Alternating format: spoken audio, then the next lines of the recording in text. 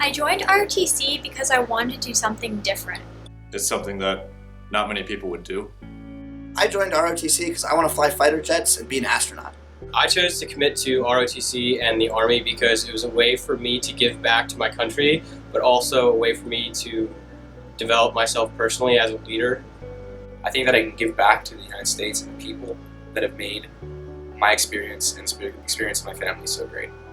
I joined ROTC because I wanted to give back to the nation that I love and to continue the military lineage of my family. My dad was in the Navy for about 40 years, so you can call it a family tradition, but it's more so something that I felt a calling to go do, which led into my joining the Naval ROTC program at Texas A&M, and then subsequently doing the Platoon Leaders course and getting commissioned in 2005. So for me, my fascination with the military began when I was pretty young.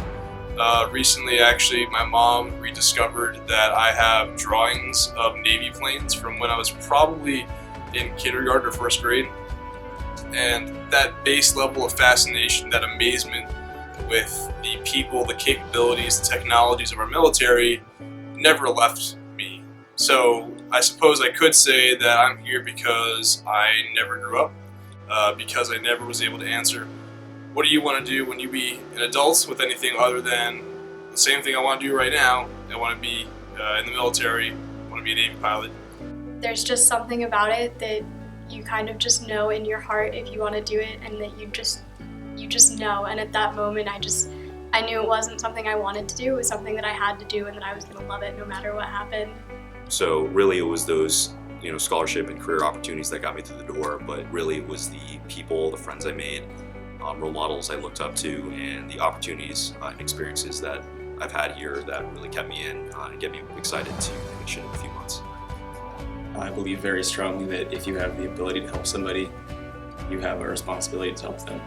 I had a responsibility to serve, and I felt that I would feel guilty for the rest of my life if I didn't answer that call. It's a humbling privilege, really, and an honor to be able to follow in the footsteps of our military's past and present. Service to me means more than just following your orders. It means striving day in and day out to be the best person you can be, to protect those freedoms that we're so fortunate to have. To me, service means giving back to my community and helping those around me in any way that I can. Putting the well-being of others above yourself.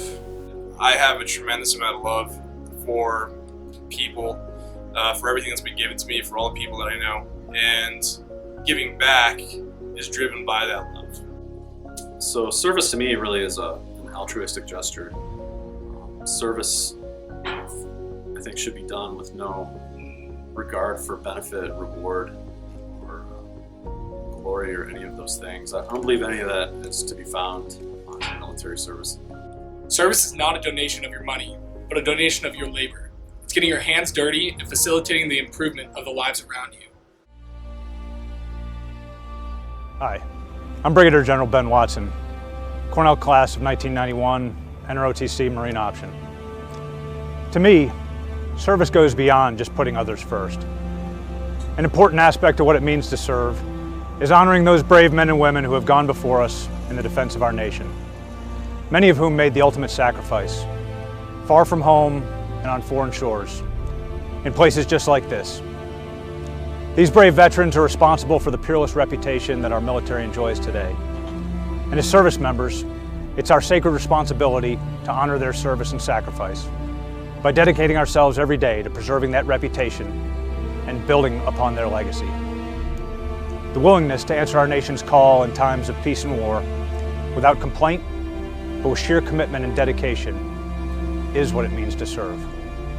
And each one of us is accountable for reinforcing the foundation of freedoms that we as a nation so cherish. So enjoy the ball. From Helmand Province, Afghanistan, know that I'm proud of you for making the commitment to serve. Semper Fidelis.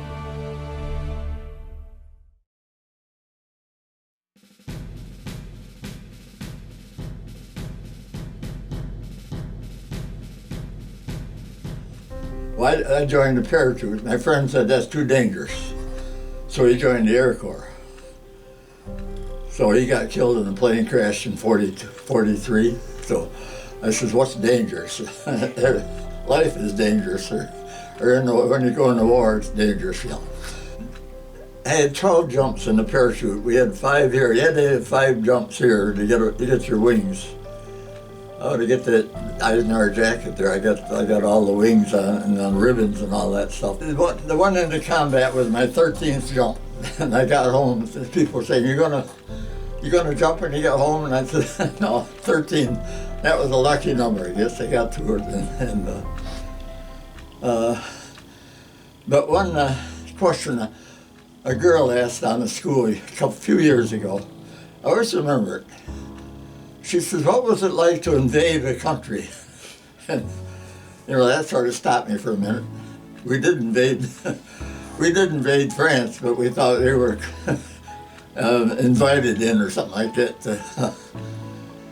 Yeah, they had the donut truck there on the night before we jumped, and it was still light. We got in the airplanes and took off, and we flew all the way around the Cherbourg Peninsula and came in from the other side, because we wouldn't run into anybody coming in on the beaches there, any of the planes or anything like that. And that's why we didn't jump till 2 o'clock in the morning.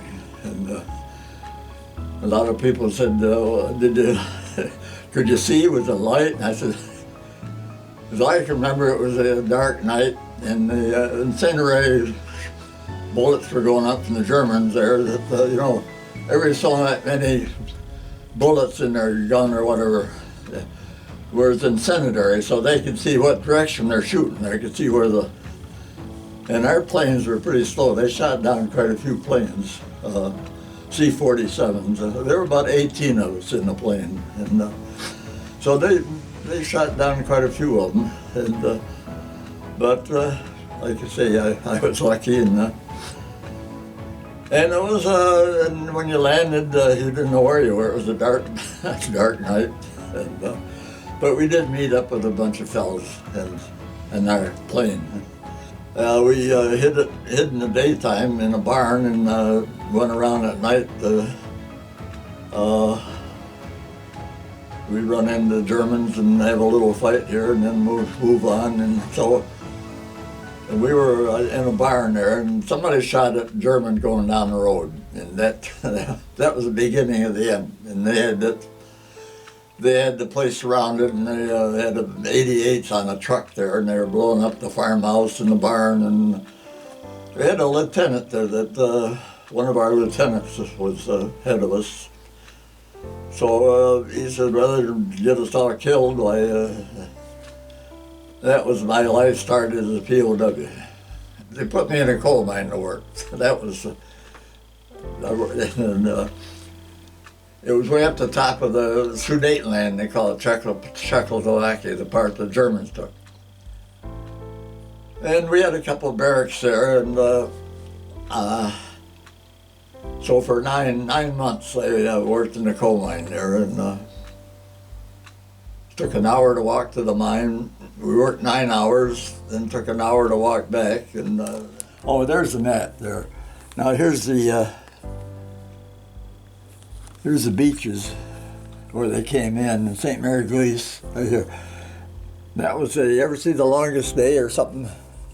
That was a movie, and St. Mary Glees is where that was the first village that was recaptured. And I landed over in here someplace, and we should have been out in here where the beach is here.